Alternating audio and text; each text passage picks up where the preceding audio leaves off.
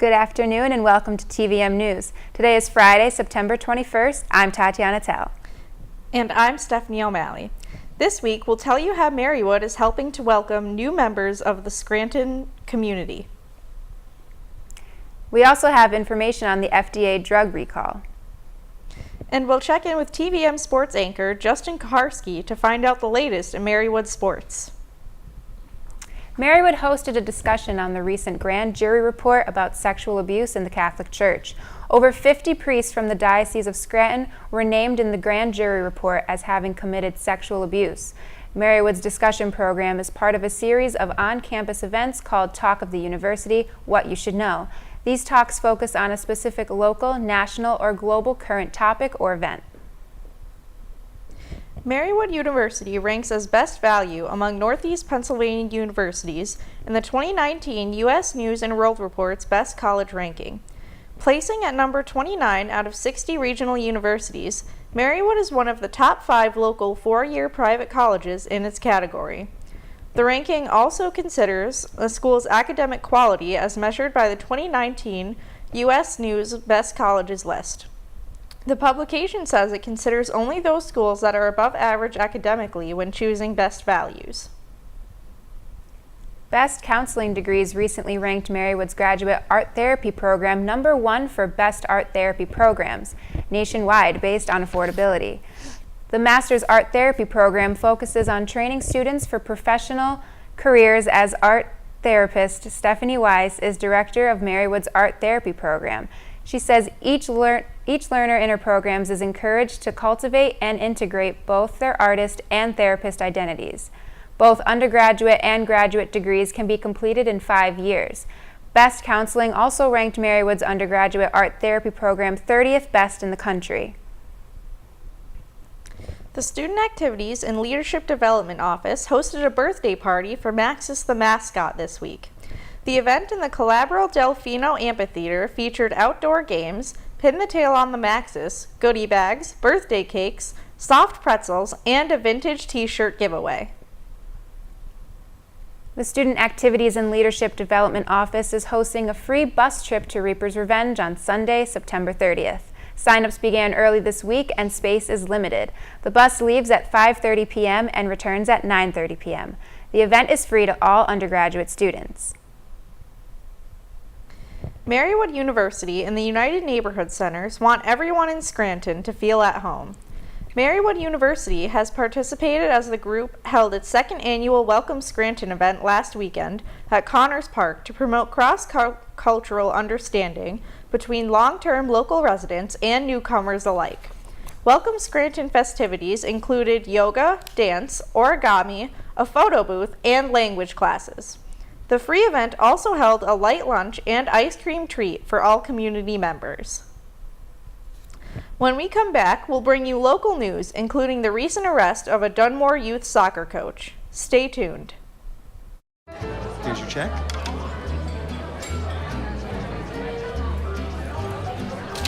Oh, you got it. You know, since I got rid of my car, I really enjoy walking. Okay. God, no. Getting pulled over for buzz driving could cost you around $10,000 in fines, legal fees, and increased insurance rates. Oh, you're home early. You live with your mom? That'll set your game back a few years. Buzzed, busted, and broke. Because buzz driving is drunk driving. To Maddie, congrats on paying off all those student loans. Finally, right? How'd you manage that anyway? I started tracking my spending, changed a couple of habits. Wow, I'm kind of living paycheck to paycheck right now. I don't even know how I'm doing it. Well, have you tried saving a little? I want to, but where's that money gonna come from? Bill collectors, they're the worst. Am I right? When it comes to financial stability, don't get left behind. Not home. Get tools and tips for saving at feedthepig.org. Oh! Checking your fantasy league? Nah, just my 401k statement. Nice. Where'd you find the money for that? I just been saving a little every month. I can't seem to save anything. Well, what about all this? What about the money you're spending? What money? It's gone before I can get my hands on it. I got a pizza for a Todd. Hey, can somebody spot me? When it comes to financial stability, don't get left behind. It's 547. Get tools and tips for saving at feedthepig.org.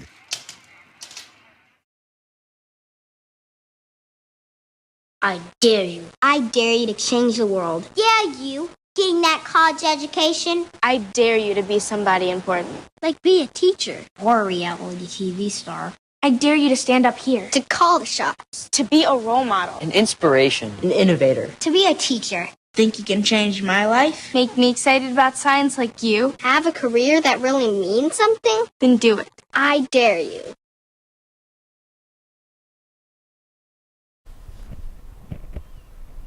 Welcome back to TVM News. A 17-year-old Scranton High School student faces charges after posting a threat of a school shooting. The teen used a Facebook account to threaten a shooting at 8:30 a.m. last Friday. The teen later admitted to police that he published the post. Scranton High announced a 2-hour delay schedule so police could further investigate. Officers also went to the high school to scan students with a metal detector. The teen is in juvenile detention, but exact charges have not been determined. The Lackawanna County District Attorney's Office is teaching Dunmore School students about the dangers of opioids. Borough students from 7th to 12th grade are taking part in the pilot of Operation Prevention. The program aims to start anti-drugs conversations at home and on social media with a curriculum that could begin as early as next month and eventually go county-wide. Operation Prevention will also address other school safety concerns by involving law enforcement, juvenile health offices, mental health services, and school behavior specialists. A Dunmore youth soccer coach is in prison for possession of child pornography. Detectives searched his home last Wednesday and found more than 200 images of child pornography on flash drives.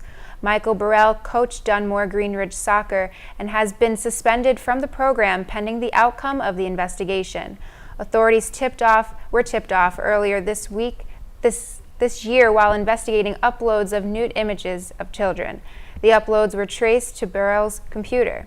Burrell was arraigned on Wednesday evening and his bail was set at $75,000. He is in Lackawanna County Prison.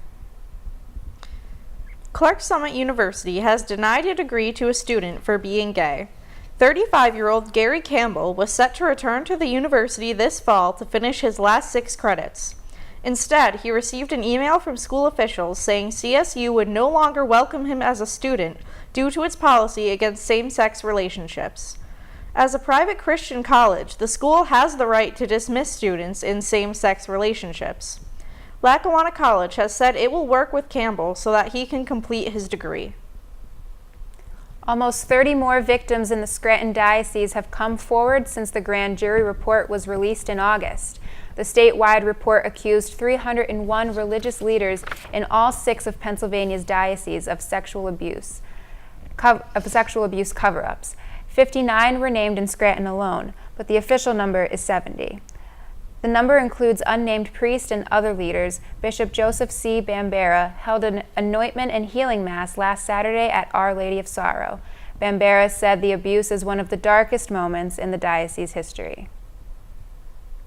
Mohegan Sun Casino has been fined $1 million by the state.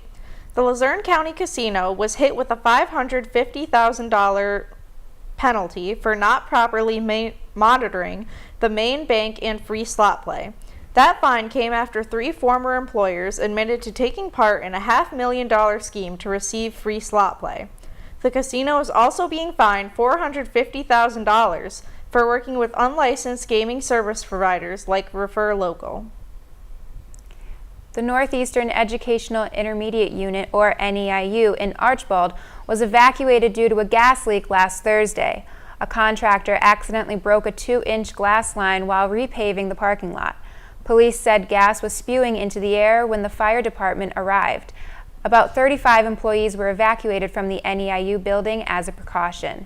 UGI shut off the gas line to make repairs, and none of the neighboring homes were affected. Unfinished Scranton apartments won't be vacant for long. More than half of the apartments in Samter's Loft have tenants lined up. The historic building at Penn and Lackawanna Avenues is being preserved along with some updating. Retail space will also be available in the building. Apartments will be finished as early as November 1st. After the break, we'll bring you national news, including President Trump's denial of the death count in Puerto Rico. But first, let's take a look at the 7-day forecast.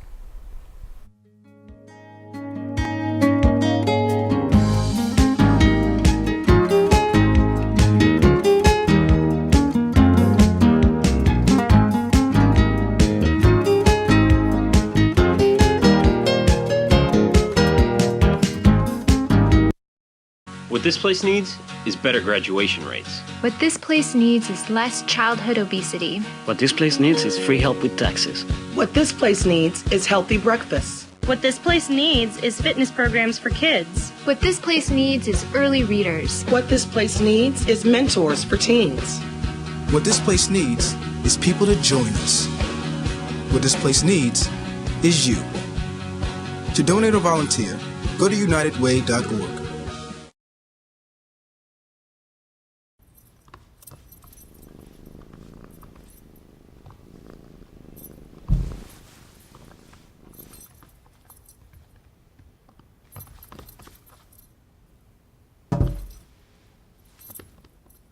There's a shelter pet who wants to meet you. Meet one today.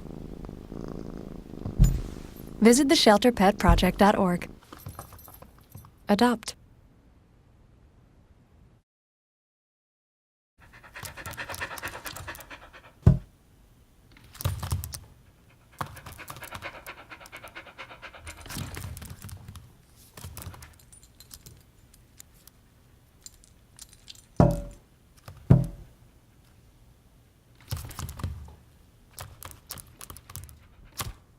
There's a shelter pet who wants to meet you.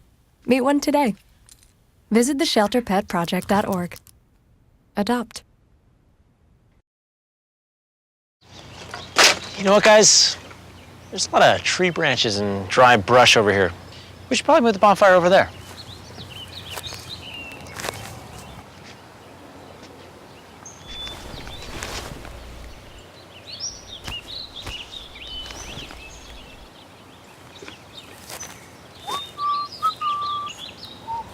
I'm guessing Smokey liked that idea.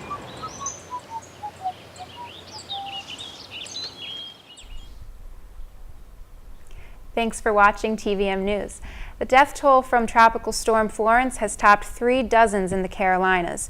2 of the victims, a mother and an infant, were killed when a nearby tree fell on their house. Another victim suffered a cardiac arrest and died before paramedics could arrive.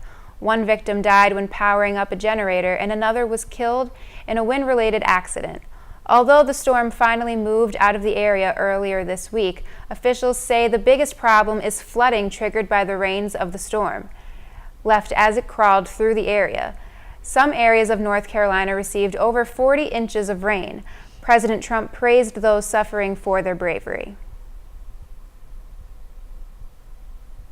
I want to say that while we're together, tremendous effort and bravery is being shown in North Carolina, South Carolina, Virginia, and the area that was so horribly hit by Hurricane Florence. I just got some clips of some of the things that the Coast Guard is doing and getting people to safety in horrible, horrible conditions. And I want to just salute all of the people that are working so hard, the first responders, law enforcement, the military, FEMA. The job they're doing is incredible. It's incredible. So I just want to thank them very much. And the U.S. Food and Drug Administration says it found what it called an additional unexpected impurity in 3 lots of Torrent Pharmaceuticals recalled valsartan drug. The drug is for people suffering from high blood pressure and heart failure, but has been under voluntary recall since July. The second impurity, called NDMA, is also a suspected human carcinogen. Several batches have been tested, but not all have been contaminated. Both the FDA and Health Canada says you should talk to your doctor or pharmacist before changing any routine with your medicine. Federal Emergency Management Agency Chief Brock Long is being investigated for allegedly using government resources for personal travel. Long addressed the investigation at a news conference last week at FEMA headquarters, saying he and his office will continue cooperating fully with authorities. The investigation by the Internal Watchdog Office of the Department of Homeland Security is looking into whether Long misused government cars and staff drivers to travel home to North Carolina on weekends. Politico first broke the news of the probe.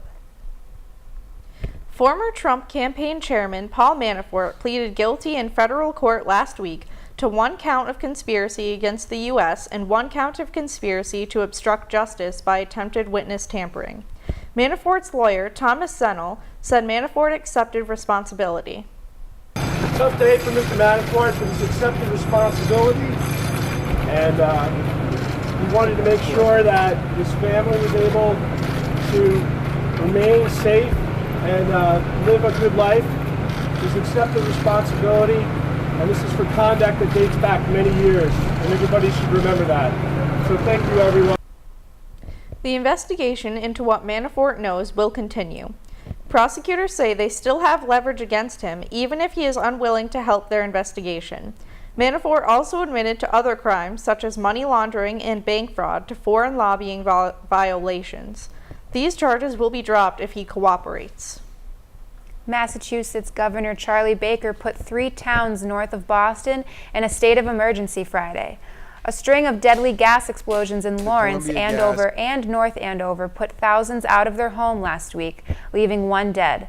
There were over 70 responders to fire, gas odor, and explosions. Columbia Gas said it is doing everything it can do while staying in constant touch with state and federal officials. However, Governor Baker said Columbia Gas was not prepared to help with relief efforts. The Columbia Gas was simply inadequately prepared to take the steps necessary to effectively manage relief efforts. Since that time, we've met and will continue to meet with officials from Eversource as they build on the plans that were already in place and insert their own. Authorities say it is too early to speculate on a cause. President Trump denied the media's reporting of 3,000 deaths in Puerto Rico from Hurricane Maria. His tweet last week denying the storm deaths has received backlash by lawmakers of both political parties. Trump tweeted, 3,000 people did not die in the 2 hurricanes that hit Puerto Rico. When I left the island after the storm had hit, they had anywhere from 6 to 18 deaths. As time went by, it did not go up by much. Then, a long time later, they started to report really large numbers, like 3,000. A statement from White House spokesman Hogan Gidley said that Trump was responding to liberal media and the San Juan mayor, who he feels are sending out misinformation about the storms. Trump says he has directed his administration to provide unprecedented support to Puerto Rico, along with the Carolinas, in wake of Hurricane Florence. The Milwaukee Police Department fired an officer for making derogatory social media posts following NBA player Sterling Brown's arrest in January. Officials say Eric Andre's posts regarding Brown were racist and derogatory. The department says its policy is that members can freely express themselves as private citizens on social media, so long as those posts do not disrupt the department's mission. Brown filed a lawsuit against the city, Milwaukee's police chief, and the officers for using excessive force at the time of his arrest. His lawsuit also refers to Andre and his social media posts. Up next, we'll check in with TVM sports anchor Justin Kaharski to find out how the Pacers are doing so far this season. Here's your check.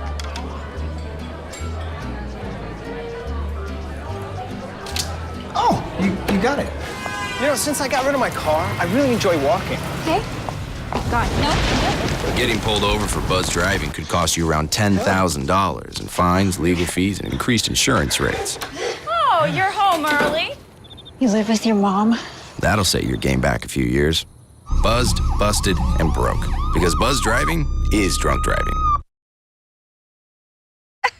To Maddie, congrats on paying off all those student loans. Finally, right? How'd you manage that anyway? I started tracking my spending, changed a couple of habits. Wow, I'm kind of living paycheck to paycheck right now. I don't even know how I'm doing it. Well, have you tried saving a little?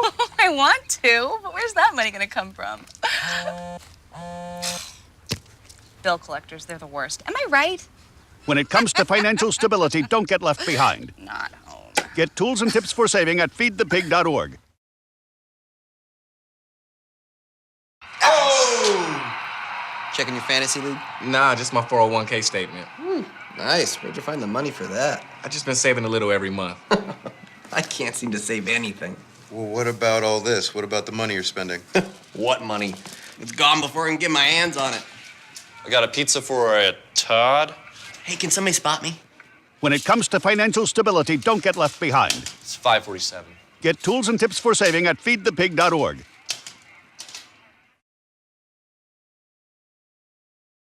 I dare you. I dare you to change the world. Yeah, you. Getting that college education. I dare you to be somebody important. Like be a teacher or a reality TV star. I dare you to stand up here. To call the shots. To be a role model. An inspiration. An innovator. To be a teacher. Think you can change my life? Make me excited about science like you. Have a career that really means something? Then do it. I dare you.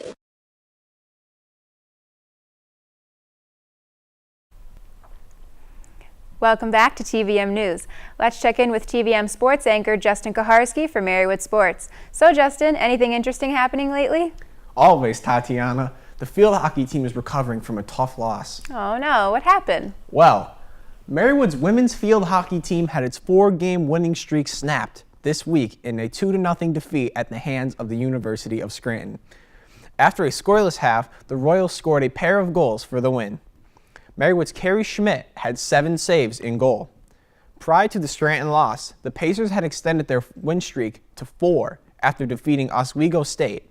That game remained scoreless for 15 minutes until freshman Jada Marks put one away for the Pacers. Oswego responded with a tying goal just 2 minutes later. Marywood took a 5-1 lead over Oswego at halftime, adding 2 more goals for a 7-1 win. Women's volleyball evened out its record this past Saturday, taking 2 of 3 matches at the Shenandoah Quad Tournament in Virginia. In their first game against Wilson College, the Lady Pacers scored a 3-1 victory. They were shut out 3-0 by tournament host Shenandoah in Game 2 before beating Pitt Greensburg in their final game. Perry Sheeran had 12 kills and averaged a .345 attack percentage. Marywood's men's golf team opened its fall season by downing King's College and Misericordia University in a tri-match, placing 4 golfers in the top 10 at Glenmar National. The Pacers team score finished 10 strokes ahead of King's, while Misericordia followed. James Tressler took the top individual spot with a 10 over 81, while Joseph Weber carded a 13 over 84 to tie for third. Marywood followed up with a win over Keystone College, outshooting their opponents 322 to 383. Marywood took the top 3 spots for the day. Weber led the Pacers with an individual score of 2 over 73, while Tressler finished 2 strokes behind him at 75. Austin Zehel's 83 locked in the Pacers' top 3 finishers. As a result of his recent performances, James Tressler was named the first ever men's golfer of the week by the Atlantic East Conference this past Tuesday. Tressler led Marywood to an unbeaten start during the first week of the fall season. This is also the 4th Atlantic East Player of the Week award Marywood has received for the week ending September 16th. It is Tressler's first weekly award. The men's soccer team fell to 1-4 with a 1-0 loss to Hood College earlier this week. Sophomore Mike Gallagher stopped 13 shots, the most by a Pacer goalie in the last 10 years. The Blazers' name scored the game's only goal in this non-conference game. The team plays Manhattanville College at home tomorrow at 4 p.m. 3 second-half goals led the Marywood women's soccer team to its first win of the season on Tuesday, a 5-1 triumph over Lycoming College in non-conference action. Megan Swikicki notched her first goal of the year to open the scoring, with both Julie Youngman and Cassandra Reamer getting assists on the play. The Pacers outshot Lycoming 11-3 in the first half and doubled their lead with less than 2 minutes left in the half when Youngman scored off a lob pass from Allie Barlock. Lycoming answered just 13 seconds later to make the halftime score 2-1. In the second half, 2 goals by Cara Romanillo and 1 by Madison Dashes led the Pacers to pull away with the win.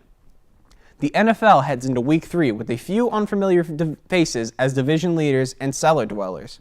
In the NFC South, the Tampa Bay Buccaneers lead the pack at 2-0, while the Falcons, Saints, and Panthers have split their first 2. In the North and East divisions, there are no undefeated teams. Teams in both those divisions are scrambling for the early lead, including Super Bowl champion Eagles in the East and Packers in the North.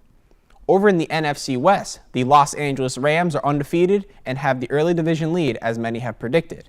In the AFC, the Miami Dolphins have surprised observers by jumping out to a 2-0 start to lead the division, while the Cincinnati Bengals have a similar mark atop the North, ahead of the Pittsburgh Steelers, who are looking for their first win after a loss and a tie. As expected, the Jacksonville Jaguars are leading the AFC South, while the Houston Texans are at the bottom of their division. Both the Denver Broncos and the Kansas City Chiefs are undefeated to share the AFC West lead. That's all for sports this week. Back to the desk. Thanks, Justin. A major Hong Kong airline is causing laughs after misspelling its own name on one of their airplanes. Cathay Pacific left F out in Pacific, causing a bit of confusion. The company took to Twitter to confess the incident before sending the plane back to the shop. Well, that's going to do it for this week's edition of TVM News. From all of us at TV-Marywood, thanks for tuning in. Be sure to follow TV-Marywood's YouTube page and like the TVM Facebook page to stay up to date on the latest happenings and to watch additional content. I'm Stephanie O'Malley. And I'm Tatiana Tell. See you next week.